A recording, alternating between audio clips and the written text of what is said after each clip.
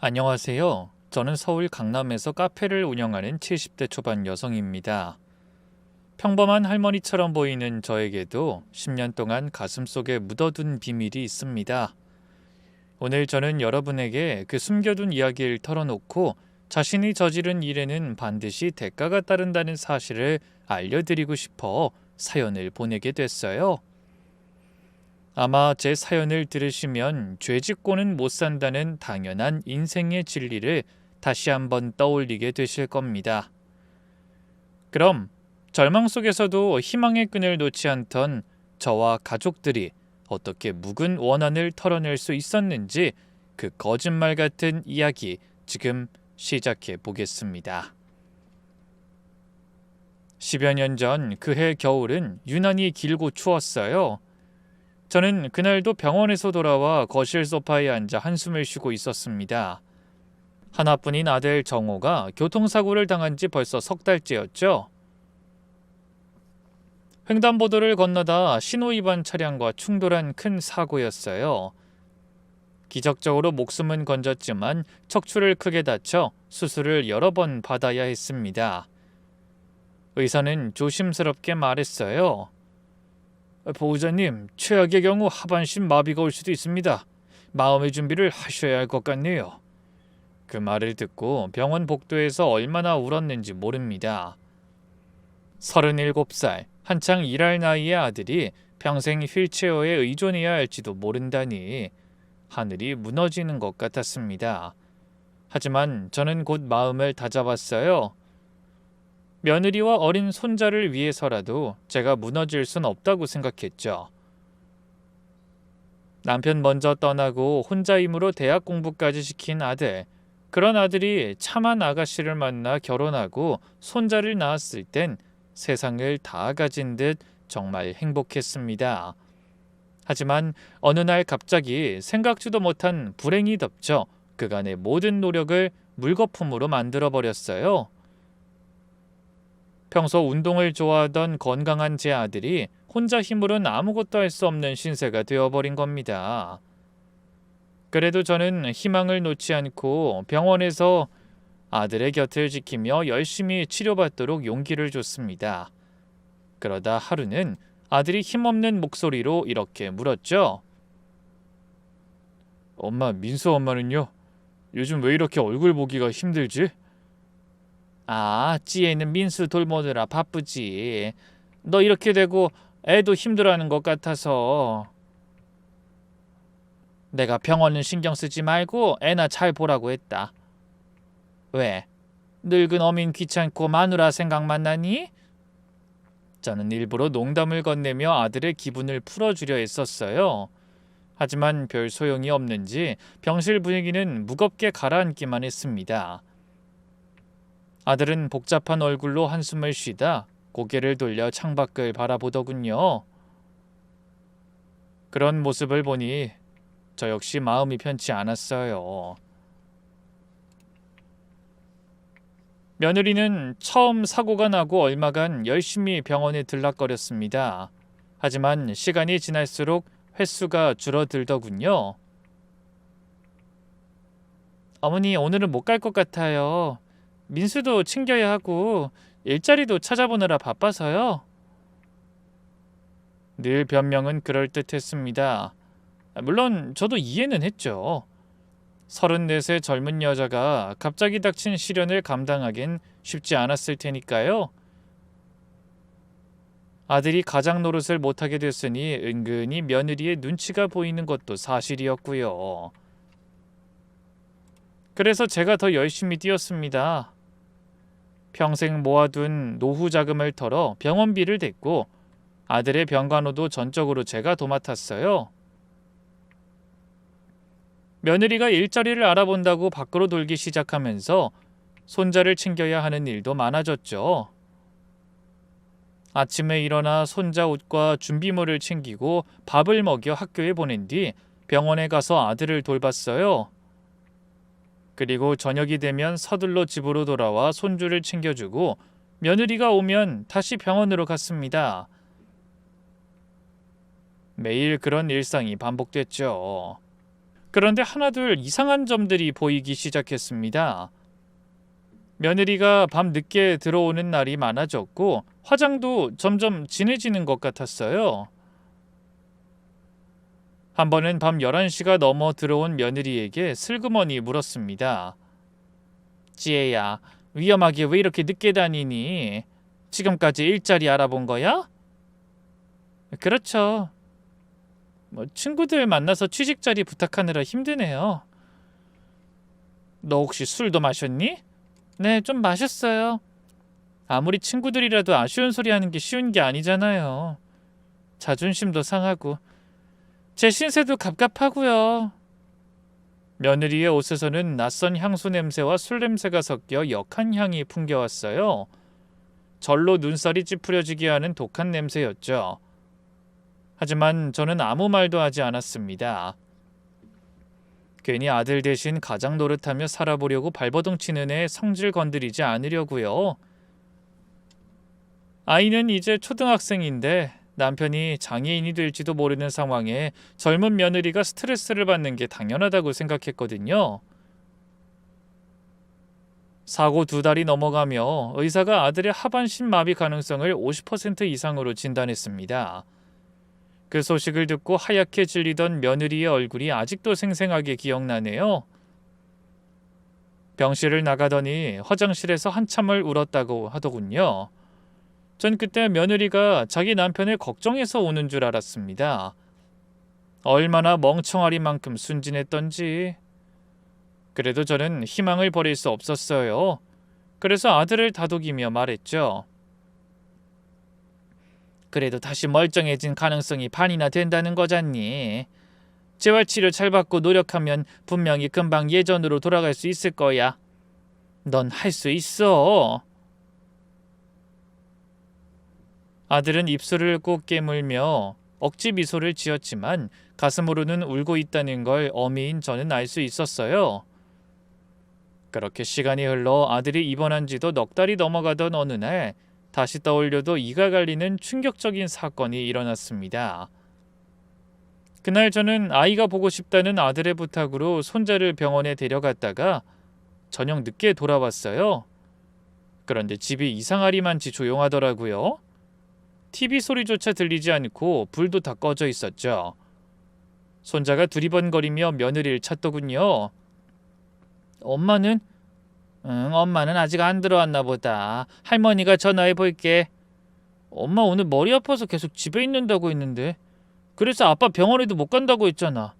그러게 말이다. 며느린 그날 머리가 아프다며 아침부터 인상을 쓰고 다녔어요. 그래서 오랜만에 다 함께 아들을 보러 가자던 약속도 지키지 못했죠. 궁금한 마음에 전화를 걸었지만 전원이 꺼져 있더군요. 처음에는 그냥 두통이 나아져 어디 볼일 보러 나갔나 보다 생각했어요. 그맘때 툭하면 자정이 가까워야 들어오는 아이라 그 시간까지 안 들어온 게 특별한 일도 아니었거든요. 하지만 이상하게 그날은 집안의 공기가 심상치 않게 느껴졌어요. 자꾸 불안한 마음이 들었죠. 그래서 천천히 집안을 둘러보다 그제야 깨달았습니다. 며느리의 옷이 반 이상 사라졌다는 것을요. 화장품도 신발도 비싸다고 자랑하던 것들만 골라서 없어졌더라고요. 가슴이 쿵 내려앉았습니다. 설마 하면서 안방 장롱을 열었어요. 제가 평생 모아둔 금부치들이 있던 자리가 텅 비어 있었습니다. 시어머니에게 물려받은 금팔찌, 정호 돌반지, 그리고 서랍장 깊숙이 숨겨둔 적금 통장 3개도 사라졌더군요. 전부 합치면 좋게 5천만 원이 넘는 돈이었죠. 서둘러 아들 내외가 쓰던 방으로 들어가 서랍을 열었더니 손주의 돌반지도 싹 쓸어갔더라고요. 손이 떨려서 전화기도 제대로 잡을 수 없었습니다. 심장이 미친 듯이 뛰고 현기증이 밀려왔죠. 하지만 더 가슴 아픈 건 며칠이 지나도 나타나지 않는 어미를 찾으며 우는 손자였어요. 할머니, 엄마 어디 간 거야? 저는 눈물을 삼키며 아이를 안고 말했어요. 엄마 잠깐 바람 쐬다가 돌아올 거야. 하지만 전 알고 있었습니다. 며느리가 다시 오지 않을 것을요. 일주일 후 결국 경찰서에 찾아가 신고했습니다. 하지만 반응은 시큰둥했어요. 어르신, 그 며느리가 성인인데 자기 의지로 나간 거면 실종 신고를 받기가 어렵습니다. 재산을 가져간 것도 가족 간의 일이라 처벌이 어렵고요. 저는 그때부터 직접 며느리를 찾아 나섰습니다. 손자의 손을 잡고 전국을 돌아다녔네요. 며느리의 친정부터 친구들까지 제가 아는 사람들은 전부 찾아다녔어요. 하지만 모두 모른다고 했습니다. 아니, 어쩌면 알면서 모른다고 했을지도 모르죠. 그럴 때마다 손자도 실망했어요. 할머니, 여기도 엄마 없어? 그런가 봐. 엄마 보고 싶어. 내가 말 안 들어서 엄마가 나간 거야? 저는 깜짝 놀라서 손자를 바라보며 고개를 저었어요. 아니야, 민수는 아무 잘못도 없어. 그냥 엄마가 좀 힘들어서 나간 거야. 하지만 어린아이가 이해하기는 어려운 문제였죠. 그렇게 저는 병원에 아들을 눕혀두고 2달이 넘도록 전국을 돌아다녔습니다. 하지만 어디에도 며느리의 흔적은 없었어요. 마치 연기처럼 사라진 것 같더라고요. 하지만 충격적인 일은 거기서 끝이 아니었습니다. 제가 미처 알지 못한 더 큰 비밀이 아들의 퇴원 후에 밝혀졌죠. 정호가 휠체어를 타고 퇴원하는 날 어쩔 수 없이 며느리가 집을 나간 사실을 말할 수밖에 없었어요. 하지만 아들은 믿지 않았습니다. 그럴 리 없어요. 엄마가 뭐 오해하신 거 아니에요? 하지만 텅 빈 옷장과 사라진 통장들을 확인한 아들은 고개 숙인 채 흐느끼기만 했습니다. 그러다 주먹을 꽉 쥔 채 놀라운 사실을 털어놨어요. 엄마, 제 사고 보험금도 5천만 원이 넘어요. 지혜가 보험사에 연락해서 받은 모양이더라고요. 거기다 합의금도 꽤 되는데 그거 전부 그 사람이 관리하고 있었어요. 뭐라고? 확인해보니 보험금 5천만 원에 사고 합의금까지 1억이 넘는 돈을 더 가져갔더라고요. 며느린 처음부터 계획적으로 집안에 있는 돈을 모두 챙겨서 도망친 겁니다. 병실에 오지 않던 그 시간 동안 차근차근 준비한 모양이었습니다. 제 아들 정호는 그날 이후로 완전히 다른 사람이 되어버렸어요. 말수가 줄어들고 하루 종일 박에만 틀어박혀 있었죠. 정신과 진료를 받은 결과 중증 우울증 진단까지 받게 됐습니다. 엄마, 전 이제 끝났어요. 다리도 이렇게 됐고 마누라까지 절 버렸는데 제가 뭘 할 수 있겠어요. 이렇게 살 거면 차라리 죽는 게 나아요. 정우야, 민수를 생각해. 네 아들이 있잖아. 엄마도 없는데 너까지 그런 소리 하면 저 어린 것은 누굴 믿고 살라는 거야? 차라리 민수도 데려가지. 이런 불구 아빠 밑에서 어떻게 크라고. 아들의 그런 말에 저는 단호하게 말했습니다. 그게 무슨 소리야? 불구라니. 재활치료만 잘 받으면 얼마든지 다시 걸을 수 있다고 했잖아. 그리고 민수한테 네가 필요해. 제발 이러지 말고 기운 내보자. 하지만 아들의 우울증은 쉽게 나아지지 않았죠. 저는 혼자서 그런 아들을 돌보고 엄마를 그리워하는 손자를 키우며 하루하루를 버텨냈습니다. 손자는 매일 밤 엄마를 찾아 제 가슴을 아프게 했어요. 할머니, 엄마는 언제 와? 조금만 기다리면 올 거야. 민수가 학교 잘 다니고 밥 잘 먹고 있으면. 엄만 나 안 보고 싶은가? 엄마도 민수 생각 많이 할 거야. 조금만 더 기다리자. 거짓말을 하는 제 마음도 찢어졌지만 아이에게 엄마가 오지 않을 거라는 말은 죽어도 할 수 없더라고요. 전 그때 다시 한번 이를 악물며 결심했습니다. 절대 무너지지 않겠다고요. 그래서 낮에는 집안일과 아들의 재활치료를 돕고 손주를 돌보며 밤에는 편의점 아르바이트를 시작했습니다. 환갑에 접어든 노인을 써주는 곳이 많지 않았지만 다행히 집 근처 편의점 사장님이 제 사정을 듣고 야간 아르바이트를 시켜주셨죠. 아주머니, 그 연세 밤새 일하시기 힘드실 텐데 괜찮으시겠어요? 아유, 그럼요, 괜찮아요. 저 아직 튼튼해요. 시켜만 주시면 열심히 할게요. 그렇게 번 돈으로 아들의 병원비와 약값을 내고 민수의 학원비도 냈습니다. 며느리가 돈만 가져가지 않았다면 그렇게까지 고생하지 않아도 됐을 텐데. 하지만 원망만 하고 있을 순 없었어요. 당장 생계를 책임져야 하는 마당에 도망간 며느리만 생각한다고 해결되는 건 없으니까요. 제 힘든 모습을 보며 손자도 점점 엄마를 잊으려고 노력하는 것 같았어요. 다행이라고 생각하면서도 한편으론 씁쓸했죠. 하지만 반가운 일은 또 있었어요. 아들도 조금씩 현실을 받아들이며 기운을 차리기 시작했다는 겁니다. 엄마, 그동안 제가 엄마한테 너무 짐이 됐던 것 같아서 죄송해요. 이제 저도 정신 차리고 민수한테 부끄럽지 않은 아빠가 되도록 노력할게요. 그런 시간이 하루하루 쌓여 1년이 지나고 2년이 지나고 5년째 되던 해, 결국 며느리는 실종 처리되고 그로부터 또 몇 년이 지나 손자는 고등학생이 되었어요. 키도 훌쩍 크고 목소리도 굵어진 손자는 이제 더는 엄마 이야기를 꺼내지 않았습니다. 하지만 전 알고 있었죠. 손자의 마음속 깊은 곳에는 여전히 엄마에 대한 그리움과 상처가 남아 있다는 것을요.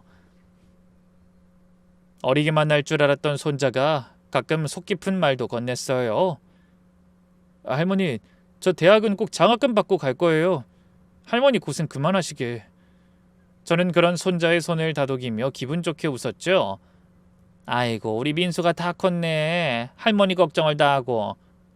그래도 할민 괜찮아. 너희 아빠도 이제 마음 잡은 것 같고 너도 건강하게 자라주니 예전 생각하면 정말 행복하지. 당장 내일 죽어도 여한이 없겠어. 에이, 할머니 이제부터 진짜 호강할 일만 남았는데 왜 여한이 없어요. 손자가 맛있는 스테이크도 사드리고 백화점에서 좋은 옷도 사드릴 테니까 제발 건강하기만 하세요. 그래, 할미가 기대하마. 아들도 정말 좋아졌습니다.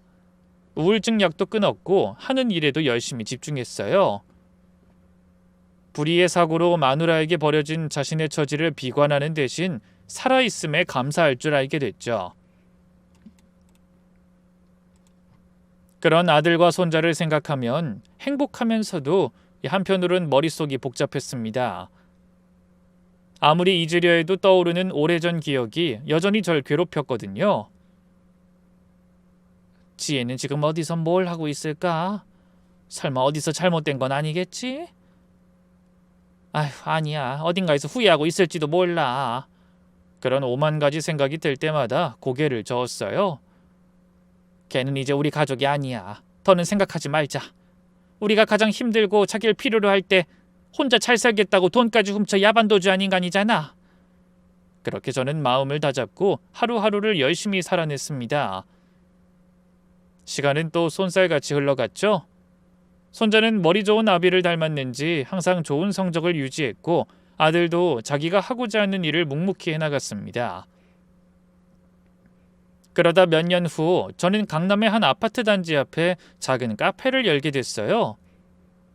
그동안 모은 돈과 대출을 받아 마련한 제법 목 좋은 카페였죠. 바로 앞에는 부유층이 많이 산다는 아파트 단지가 있고 뒤로는 직장인들이 많이 오가는 빌딩이 늘어서 있었어요. 위치가 좋아서 손님도 많았고 수입도 괜찮았습니다. 바로 그때가 며느리가 온 가족 뒤통수를 치고 도망친 지 딱 10년째 되는 해였어요. 그래서 저는 이제 그만 며느리를 기억 속에서 지우기로 했습니다. 어차피 남이 된 사람 더는 원망하고 미워해봤자 무슨 소용이 있겠나 싶었죠. 하지만 운명이란 건 정말 묘한 것 같습니다. 그렇게 찾으려고 애를 써도 찾을 수 없던 존재가 막상 잊으려고 하니 갑자기 눈앞에 떡하니 나타났거든요. 그날도 저는 여느 때처럼 카페 계산대에 앉아 매출 장부를 정리하고 있었어요. 그때 창밖으로 이삿짐 차 한 대가 아파트 단지로 들어가는 게 보였죠. 한창 이사하는 사람들이 많은 절이라 그저 무심코 그 장면을 지나쳤습니다. 그런데 잠시 후 점심시간이 끝나고 손님들이 한 차례 빠져나가 한가해진 시간에 고급스럽게 치장한 여자 한 명이 카페로 들어오더군요. 저는 자연스럽게 자리에서 일어나 주문을 받으려고 고개를 들었어요. 여자는 무표정한 얼굴로 메뉴판에 올려다보며 주문했죠. 아이스 아메리카노 2잔이요. 그 순간 전 기절하는 줄 알았습니다. 온몸을 명품으로 도배한 그 여자가 바로 10여 년 전 남편과 자식을 버리고 도망친 제 며느리였기 때문입니다. 얼굴이 좀 달라졌지만 저는 단박에 알아볼 수 있었어요. 제가 얼른 고개를 돌리며 대답했습니다. 네, 8,000원입니다. 며느린 저에게 카드를 건네면서도 이상한 점을 눈치채지 못한 것 같았어요. 그러다 제가 마스크를 쓰고 있다는 걸 알아차렸죠. 아침나절에 잔기침이 나서 혹시나 손님들이 불편해할까봐 계속 마스크를 쓰고 있었거든요. 그 때문인지 며느린 저를 전혀 알아보지 못하는 것 같았습니다. 마스크가 아니라고 해도 10년이라는 시간이 흘렀고 더구나 강남 한복판 카페 계산대에서 저를 마주칠 거라는 생각은 못했을 것 같더군요. 저는 최대한 태연한 표정으로 카드를 돌려주고 알바생에게 커피를 준비하라고 했어요. 커피가 준비되는 그 짧은 시간 동안 머릿속으로 5만 가지 생각이 스쳤습니다. 대체 10년간 뭘 했길래 저렇게 부티나는 차림인 거지? 이 동네는 뭐하러 온 거야? 그때 알바생이 커피를 건네자 며느리가 돌아섰어요. 저는 얼음처럼 굳어 며느리의 뒷모습을 계속 바라봤습니다. 알바생 수진이가 제 곁에 바짝 붙으며 부러운 말투로 속삭였어요. 와, 저 여자 완전 부자인가 봐요. 오늘 걸친 거 신은 거 목에 두른 거 다 합치면 외제차 한 대 가격은 나올 것 같아요. 하긴 저런 아파트에 이사 오는데 당연히 부자겠죠? 저는 여전히 눈으로 며느리를 쫓으며 대답했어요. 이사? 네, 저 여자분이 아까 들어간 이삿짐 주인인 것 같던데요. 트럭 뒤에 벤츠 타고 따라 들어와서 이삿짐 업체 직원들한테 돈 주더라고요. 아마 점심 먹고 오라는 것 같던데요. 그 말에 심장이 미친 듯이 뛰기 시작했어요. 손에 들고 있던 볼펜이 바닥으로 떨어졌지만 주울 생각도 못했죠. 그저 넋을 놓고 계속 며느리가 걸어가는 모습만 바라봤습니다. 그러다 상대가 시야에서 사라지고 나서야 한숨을 크게 몰아쉬며 조금 전의 상황을 되짚어봤습니다. 성형을 했는지 얼굴이 좀 달라진 것 같더라고요. 코가 오뚝해졌고 살도 빠져서 10년 전보다 오히려 더 젊어 보이는 것 같았어요. 명품으로 온몸을 치장한 모습은 마치 재벌가 부인 같더군요.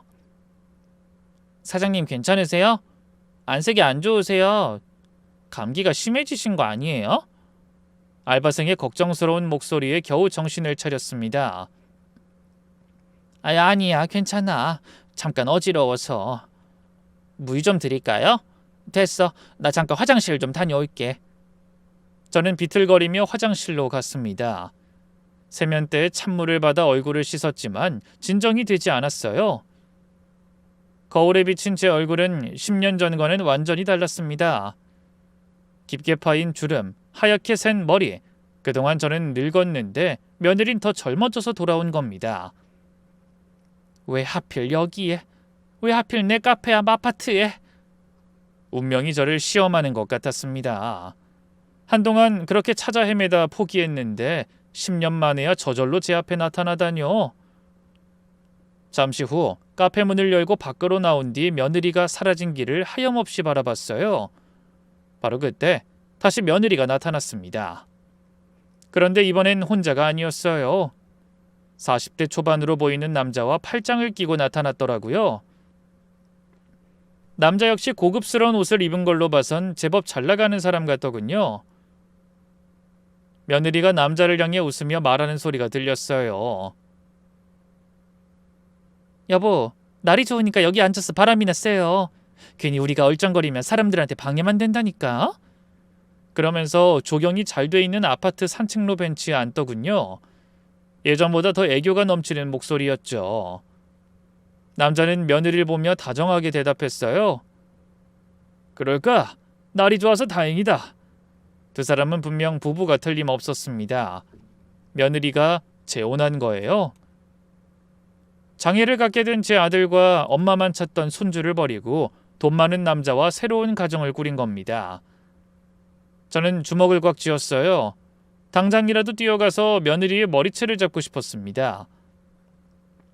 너 때문에 우리가 얼마나 고생했는지 알아? 민수가 엄마를 찾으며 얼마나 울었는지 아느냐고! 하고 소리치고 싶은 마음이 굴뚝 같았어요. 하지만 저는 참았습니다. 아니, 참아야만 했습니다. 섣불리 행동했다간 오히려 상황을 그르칠 수 있으니까요.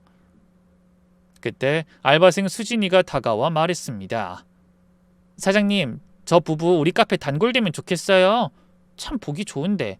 순간 번뜩 아이디어가 떠올랐습니다. 수진아, 너 저 여자랑 친해질 수 있겠니? 네? 제가요?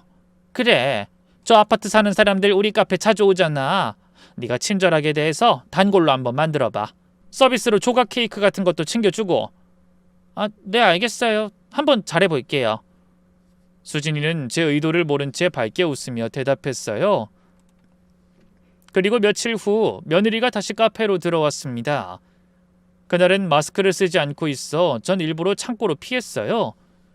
아직 며느리와 마주할 준비가 되어 있지 않았거든요. 곧 며느리가 알바생에게 웃으며 말하는 소리가 들려왔어요. 안녕하세요. 떡 돌리러 왔어요. 제가 맞은편 아파트에 이사 왔는데 이웃한테 떡을 돌리고 좀 남아서요. 며느리가 다시 와주길 바란 저는 이게 웬 떡인가 싶더라고요. 어머, 감사합니다. 저도 기억하고 있어요. 지난번에 뵀을 때 워낙에 고급스러운 분위기를 풍기셔서 기억에 남았어요. 알바생의 칭찬에 며느리가 눈을 반짝이며 좋아하더군요. 어머나, 감사해요. 지난번 커피 맛이 아주 좋더라고요. 앞으로 자주 올게요. 그토록 미워하던 사람의 목소리를 가까이에서 들으니 기분이 참 묘하더군요. 다행이네요. 제가 특별히 잘 만들어 드릴게요. 아 참, 오늘은 단골 예약 기념으로 케이크도 서비스로 드릴게요. 한번 골라보세요. 어머, 정말요? 감사해요. 알바생은 천연덕스럽게 며느리에게 환심살 말을 잘도 하더군요. 그런 약발이 잘 받았는지 그날부터 며느린 거의 매일 저희 카페를 찾았습니다. 다행히 수진이의 살가운 성격이 마음에 든 모양이었어요. 둘은 급속도로 친해졌죠. 저는 계속 며느리를 피하면서도 알바생을 통해 정보를 수집했습니다. 일주일쯤 지났을 때 알바생이 퇴근 준비를 하며 말했어요. 사장님, 그 여자 손님 정말 재밌는 분이에요. 남편이 중견기업 대표래요. 완전 신데렐라 스토리던데요? 그래? 뭐라고 하던? 처녀 때 힘들게 살다가 지금 남편을 만나서 인생이 바뀌었대요. 결혼한 지 8년 됐다는데 남편이 엄청 잘해준다고 자랑이 대단해요. 8년. 그러니까 남편과 자식을 버리고 2년 만에 재혼했다는 뜻이었습니다. 저는 속으로 치를 떨었지만 겉으론 담담하게 물었어요. 아이는 없대? 남편이 아이를 원하지 않는데요. 둘이서 여행 다니고 즐기며 살고 싶다고. 지 속으로 낳은 자식이 어떻게 사는지는 궁금하지도 않은가? 저는 터져나오려는 욕을 안으로 삼켰습니다. 그렇게 일주일이 더 지나자 며느린 완전히 카페 단골이 되었어요. 수진이와는 정말 가까운 친구처럼 지내기 시작했죠. 그때까지도 저는 여전히 며느리 앞에 모습을 드러내지 않았습니다. 며느리가 오는 시간엔 일부러 외출을 하거나 탕비실에서 시간을 보냈죠. 그러던 어느 날 수진이가 조심스럽게 물었습니다. 사장님, 왜 그 손님 오실 때마다 피하세요? 전부터 이상했는데 혹시 그 손님이랑 아는 사이신가요? 저는 잠시 고민하다 한숨을 쉬며 그간의 일을 털어놨습니다. 수진이는 30대 싱글맘으로 임대 아파트에 살면서 낮엔 제 카페에서 일하고 밤에는 글을 쓰는 작가 지망생이었어요. 착하고 성실한 아이라 제가 특별히 보너스도 챙겨주고 마음을 터놓고 지내는 사이였죠. 그런 수진이에게는 진실을 말해도 될 것 같았습니다. 수진아, 내가 지금부터 하는 말 절대 비밀로 해줄 수 있니? 네, 당연하죠. 무슨 일이신데요? 저는 조심스럽게 10년 전 이야기를 털어놨습니다. 아들의 사고, 며느리의 야반도주, 그 후의 고생, 모든 것을 말이죠. 한참 이야기에 빠져있던 수진이는 눈을 크게 뜨며 경악했습니다. 세상에, 그 여자가 사장님 며느리였다고요? 그것도 아이를 버리고 도망간? 그래. 근데 이제 와서 떵떵거리며 명품을 휘감고 내 코앞에 나타난 거야. 어떻게 그럴 수가. 정말 나쁜 여자네요. 당장 가서 따지고 싶어요. 아니야, 그럼 안 돼. 나한테 다 계획이 있어. 저는 수진이를 똑바로 바라봤습니다. 수진아, 너 나 좀 도와줄래? 당연하죠. 뭐든지 다 도와드릴게요. 사장님은 저한테 은인 같은 분이신데 뭔들 못하겠어요. 시켜만 주세요. 그 여자랑 계속 친하게 지내면서 정보를 알아내죠. 특히 약점이 될 만한 것들. 제 말에 수진이가 정의감에 불타는 눈빛으로 고개를 끄덕였습니다. 알겠어요. 제가 그 여자에 대해서 탈탈 다 털어드릴게요. 그 후로 수진이는 열심히 며느리와 친분을 쌓았습니다. 같이 점심을 먹기도 하고 쇼핑을 가기도 했죠. 그리고 저녁마다 저에게 그날 있었던 일을 보고했어요. 그리고 한 달 후 드디어 수진이가 결정적인 정보를 가져왔습니다. 사장님, 이거 어제 저녁 먹으면서 녹음한 건데 한번 들어보세요. 그 여자 보기보다 입이 가볍더라고요. 제가 먼저 싱글맘이라고 털어놓으니까 자기 일도 하나씩 말하던데요. 수진이는 핸드폰을 꺼내 녹음 파일을 재생했습니다. 수진아, 내가 비밀 하나 말해줄까? 이건 내가 죽을 때까지 비밀로 하려고 했는데 특별히 너한테만 알려주는 거야. 뭔데? 사실 나 전에 결혼한 적 있었어. 정말? 아니 언제? 수진이는 처음 듣는다는 듯 연기를 찰떡같이 잘하더군요. 오래전이야. 철없는 20대 아무것도 모르고 만났지. 근데 남편이 사고로 병신이 될 것 같아서 도망쳤어. 애도 하나 있었거든? 하마터면 그대로 발목 잡힐 뻔했다니까. 저는 이를 악물었습니다. 아들을 모욕하는 말을 들으니 피가 거꾸로 솟는 것 같더군요. 수진이가 아무것도 모르는 척 묻는 소리가 들렸어요. 애는 어떻게 됐어? 몰라, 시어머니가 키웠겠지. 어차피 애도 안 본 지 오래되니 별로 생각나지도 않아. 근데 지금 남편은 그거 알아? 미쳤니? 당연히 모르지. 나 지금 신분이 완전히 다른 사람이야. 돈 주고 브로커한테 부탁해서 새로운 신분 만들었거든. 저는 무릎을 탁 쳤습니다. 며느린 돈을 주고 다른 사람의 신분으로 살고 있었던 거예요. 그래서 그동안 그토록 노력해도 흔적조차 찾을 수 없었던 겁니다. 근데 버린 남편이랑 애한테 미안하진 않아? 뭐 가끔? 근데 뭐 어때? 각자 인생 사는 거지. 난 지금 남편이랑 행복하니까 됐어. 이렇게 돈 많고 멍청아리만큼 착한 남자는 아주 드물거든. 그래? 뭐 하긴 남편이 언니한테 완전히 푹 빠진 것 같아 보이긴 하더라. 당연하지. 내가 얼마나 구워 삶아놨는데. 그래도 이번 일은 알면 화를 좀 낼 것 같아. 일이라니? 언니 무슨 일 있어? 안 그래도 오늘 기분 별로 안 좋아 보이더라. 사실 내가 우리 남편 회사 돈을 좀 빼돌렸어. 진짜 확실한 정보가 있었거든? 그래서 자신 있게 주식에 넣었는데 실패해서 다 날릴 것 같아. 뭐? 얼마나? 5억 정도? 근데 남편은 몰라. 장부를 조작해놨거든. 절대 들키면 안 되는데. 그래서 걱정이야. 그런데 놀랄 일은 거기서 끝이 아니었어요. 수진이가 몸을 제 쪽으로 기울이더니 은밀하게 말했습니다. 그리고 지금 남편 후배랑 바람도 피우는 것 같아요. 화장실에 갔을 때 문자가 와서 살짝 봤는데. 수진이가 며느리의 핸드폰 메시지를 찍어온 사진을 보여줬습니다. 노골적인 내용의 문자들이었죠.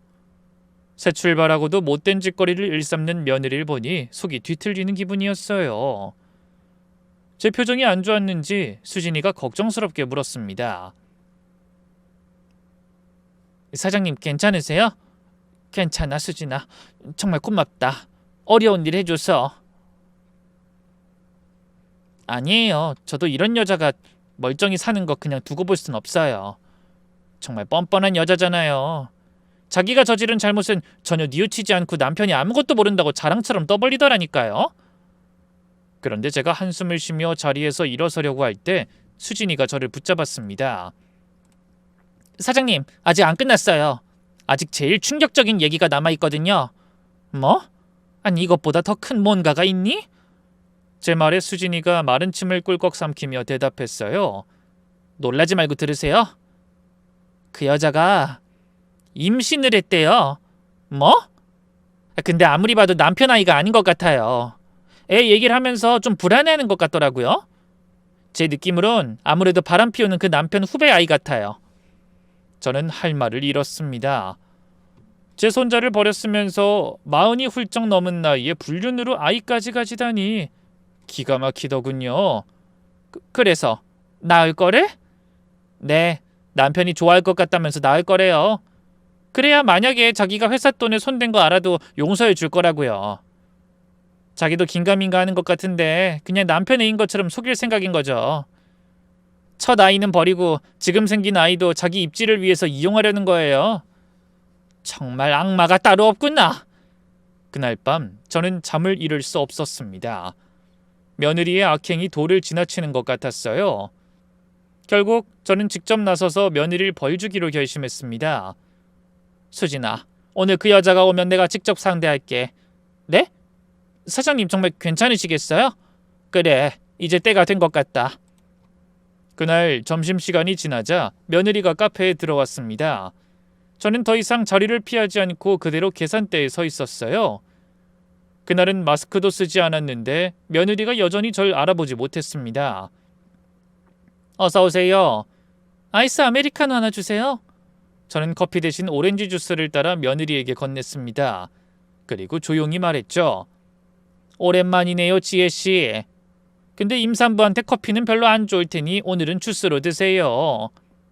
순간 며느리의 얼굴이 딱딱하게 굳었습니다. 하지만 이내 모른 척하더군요. 무슨 말씀을 하시는 건지 사람을 착각하신 모양이네요. 그런 며느리의 말에 저는 코웃음을 치며 대답했죠. 하, 잘못 보긴. 아무리 10년이면 강산도 변한다지만 내가 어떻게 네 얼굴을 잊을 수가 있겠니? 그 말에 제 얼굴을 뚫어지게 바라보던 며느리의 얼굴이 하얗게 질렸습니다. 주스를 든 손도 떨리기 시작했죠. 어머님? 그래, 나다. 이제 알아보는구나. 섭섭하네. 나는 지난 10년간 한시도 너를 잊은 적이 없는데 넌 날 까맣게 잊은 모양이지? 며느린 당황한 기색이 역력했습니다. 어머님이 여기서 뭘 하시는 거예요? 보다시피 카페 운영하고 있지. 네가 버리고 간 내 손자 먹여 살리려고? 그땐 어쩔 수 없었어요.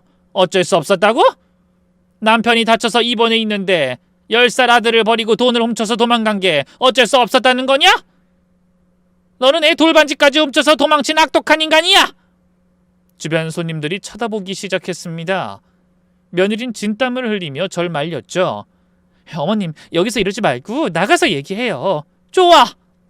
며느리와 전 카페 뒤편 조용한 곳으로 갔습니다. 그런데 주위에 아무도 없는 것을 확인한 며느리가 갑자기 태도를 바꿔 오히려 적반하장으로 나왔어요. 어머님, 지금 뭐 하시는 거예요? 이미 다 지난 일이잖아요.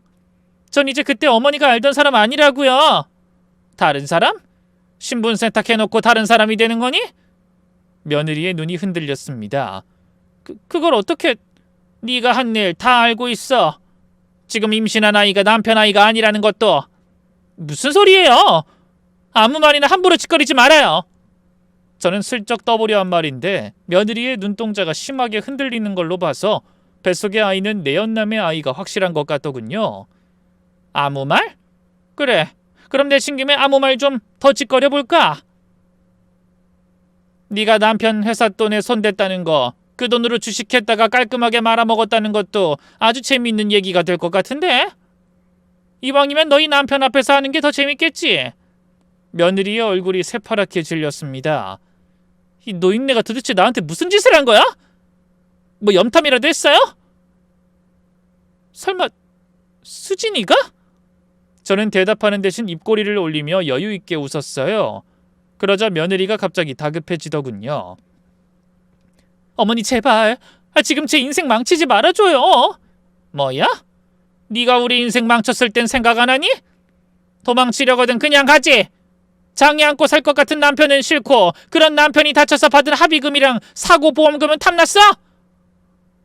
죄송해요. 그땐 정말 어쩔 수 없었어요. 어쩔 수 없어? 뭐가? 다친 남편 수발들며 살아야 하는 현실이? 그래, 100번 양보해서 그럴 수 있다고 치자. 그럼 애는 어떻게 애까지 그렇게 버릴 수가 있어? 민수가 얼마나 엄마를 찾았는지 알아? 며느린 대답하지 못했습니다. 어머니, 얼마를 원하시는 거예요? 그때 제가 가져간 돈 돌려드리면 돼요? 뭐야? 돈? 내가 지금 돈 때문에 이러는 것 같니? 그럼 뭐예요? 어차피 끊어진 인연인데 이제 와서 이러는 이유가 뭐냐고요? 저는 며느리를 차갑게 바라봤습니다. 간단해. 네가 저지른 일에 대한 대가를 치르길 원해. 너 남편 자랑 그렇게 했다면서. 근데 그 남편이 네가 바람 피운 걸 알고도 계속 그렇게 사랑해줄까? 그건 어머니가 상관할 일 아니에요. 어쩌지? 난 이미 이 일에 너무나 참견하고 싶어졌는데. 그러자 며느리가 갑자기 제 팔을 붙잡으며 매달렸어요. 어머니 죄송해요. 제가 잘못했어요. 그렇지만 아시다시피 저 임신했어요. 어머니가 지금 깽판 치시면 이 아이는 불쌍하게 자라야 해요. 꼭 그렇게까지 하셔야겠어요? 그 말에 제 마지막 인내심도 날아가 버리고 말았습니다. 뭐야? 네가 감히 애를 무기로 날 협박하는 거냐? 협박이 아니라 부탁이에요. 제발 이 아이 불쌍하게 만들지 마세요. 그리고 민수는 이미 잘 자랐겠죠. 어머니가 잘 키우셨을 거 아니에요. 그 뻔뻔함에 저는 이를 갈며 대답했어요. 그래, 당연하지. 내가 뼈를 깎는 고통으로 키웠거든. 민수는 지금 대학생이 됐어. 의대에 다니고 있지. 너같이 쓰레기 같은 엄마 없이도 훌륭하게 자랐다. 며느리의 눈에 잠시 동요가 일었습니다. 하지만 이내 다시 차갑게 식더군요. 잘 됐네요. 그럼 됐잖아요. 저 없이도 잘 컸으니, 아니 오히려 제가 없어서 더 잘 큰 건지도 몰라요. 애가 얼마나 상처받았는지 생각도 안 해봤니? 그 어린 게 어미를 잃고 얼마나 힘들게 살았는지 알아? 그 말에 며느리가 이를 갈며 말했어요. 그래서 저한테 뭘 어쩌라고 이제서 일하는 거예요? 글쎄, 그건 네 행동에 달렸지. 그때 며느리의 핸드폰이 울렸습니다. 남편인 것 같더군요. 여보? 나 지금 카페에 있어. 금방 갈게. 전화를 끊은 며느리가 서둘러 뒤돌아서며 말했어요. 섣불리 아무것도 하지 말아요. 그러다 큰 코 다치는 수가 있어요. 뭔가 착각하나 본데. 그런 경고는 지금 네가 아니라 내가 해야 하는 거야. 알겠니? 며느리는 불안한 눈빛으로 절 바라보다가 급히 사라졌습니다. 다음 날 며느리가 다시 카페에 찾아왔더군요. 눈에 핏발이 선 게 센 척하더니 마음속으론 불안해서 잠을 못 잔 것 같았죠. 어머니 얘기 좀 해요. 그러더니 테이블에 앉아 조용히 봉투를 내밀었습니다.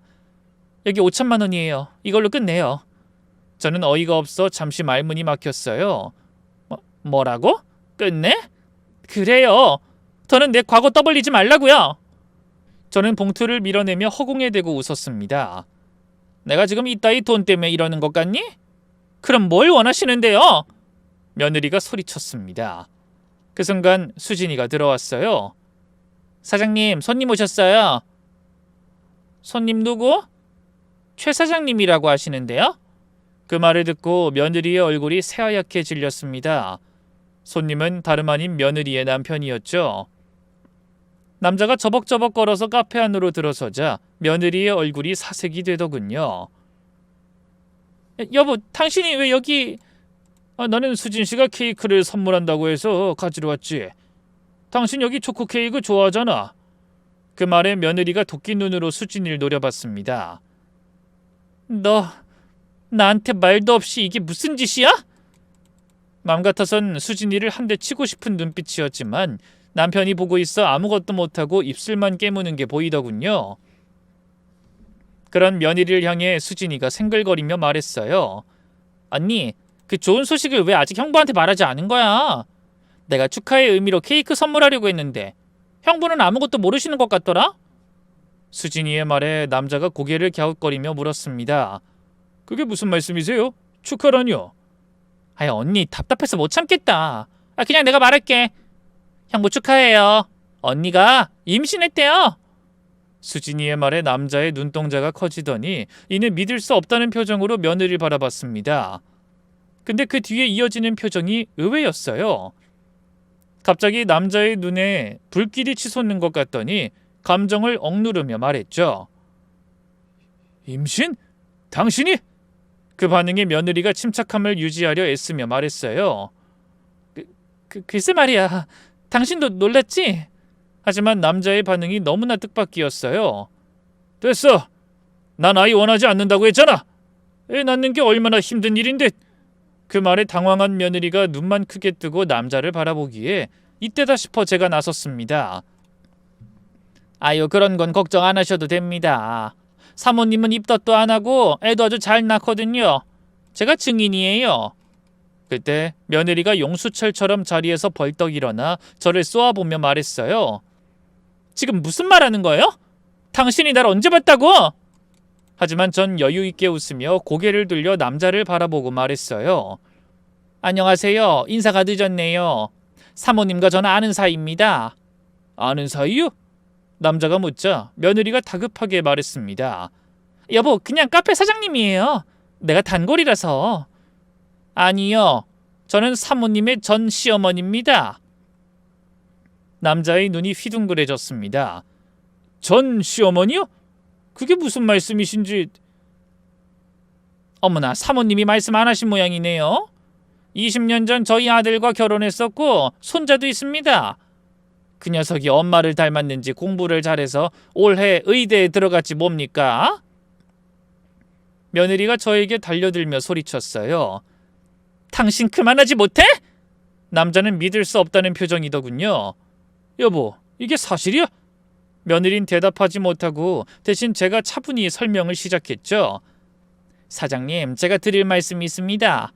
사모님에 대해 알아야 할 것들이 많아요. 어머니, 제발! 며느린 애원했지만 전 멈추지 않았습니다. 드디어 그동안 며느리가 저지른 모든 일의 대가를 치를 때가 왔으니까요. 저는 준비해온 서류 가방을 가져왔어요. 그리고 차분히 서류를 하나씩 꺼내 남자 앞에 놨습니다. 사장님, 이건 사모님이 예전에 쓰시던 여권입니다. 기간이 만료된 거라 집에서 도망칠 때 버리고 갔더군요. 근데 여기 사진 보이시죠? 원래 사모님의 이름은 민지혜.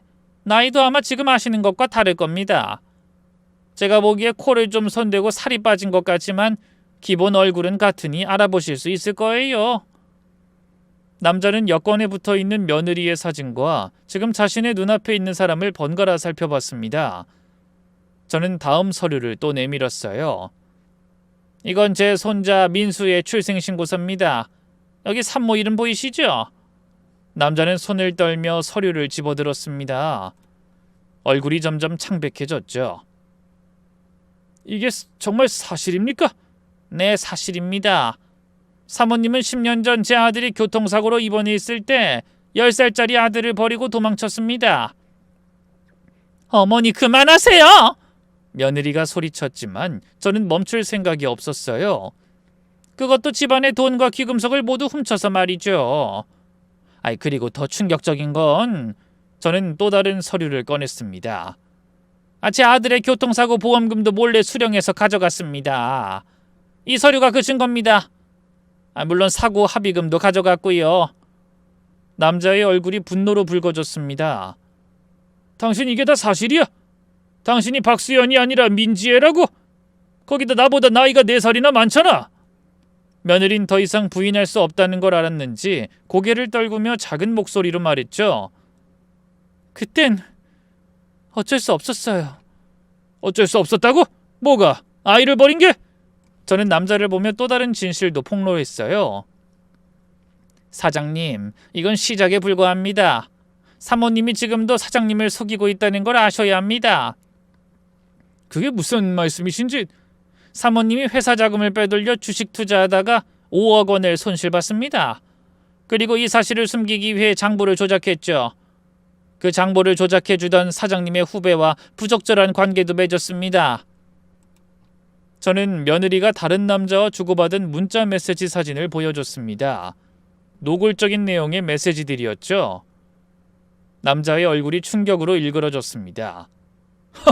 돈 빼돌린 것도 모자라서 내 후배랑 바람을? 이게 다 사실이야? 입이 있으면 말을 해보라고! 당신 도대체 누구야? 나한테 왜 이런 짓을 한 거야? 남자는 충격에 휩싸여 울부짖었고 며느리는 완전히 무너진 표정으로 남자 앞에 무릎 꿇고 매달렸어요. 더 이상 변명할 수도 없을 만큼 너무나 많은 죄가 드러났죠. 여보, 미안해. 내가 설명할게. 설명? 무슨 설명을 한다는 거야? 당신 말은 이제 아무것도 못 믿어. 남자가 소리를 지르더니 떨리는 손으로 핸드폰을 꺼냈습니다. 여보, 뭐 하는 거야? 변호사한테 전화하는 거야. 당장 이혼이야. 그리고 넌 감옥에 가게 될 거야. 여보, 제발 한 번만 용서해줘. 내가 잘못했어. 제발.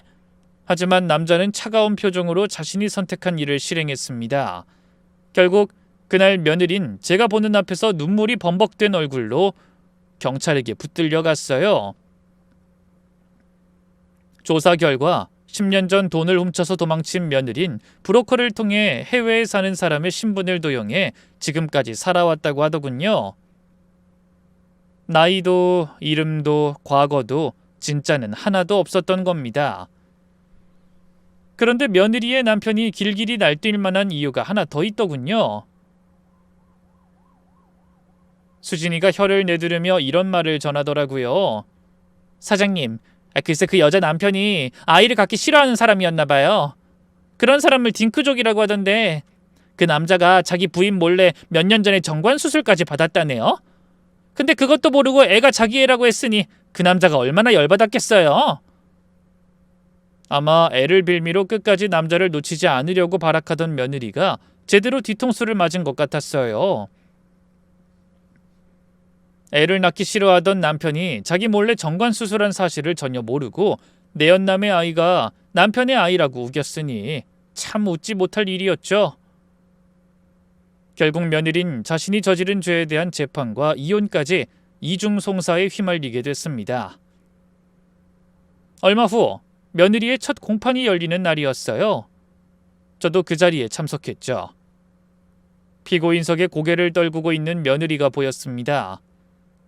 잠시 후 재판이 시작되자 검사가 자리에서 일어나 피고인석에 앉은 며느리에게 물었어요. 민지 씨, 범죄 사실 인정합니까?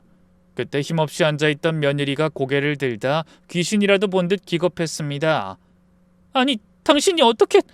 피고, 다른 말씀하지 말고 질문에 답하세요. 며느리는 어리둥절한 얼굴로 방청석에 앉은 절 바라봤습니다. 저는 의기양양한 표정으로 그런 며느리를 향해 웃어줬죠. 저의 진짜 복수는 바로 그때부터 시작됐습니다.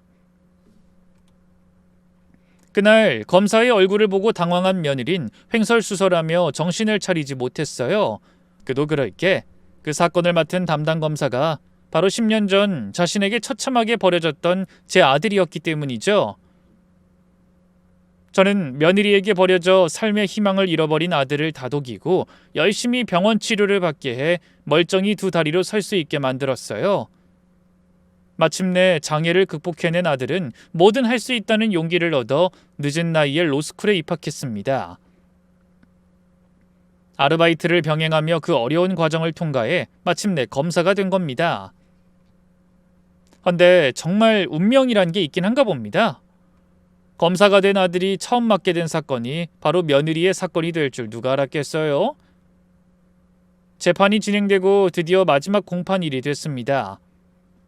제 아들이 검사석에서 멀쩡한 두 다리로 일어나 며느리를 향해 말했죠.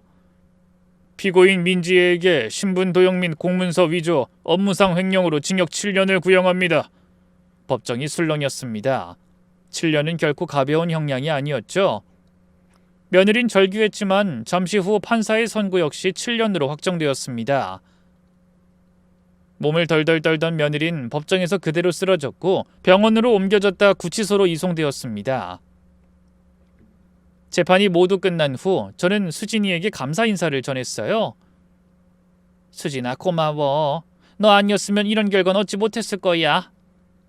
아니에요, 사장님. 저도 옳은 일에 함께할 수 있어서 뿌듯했어요.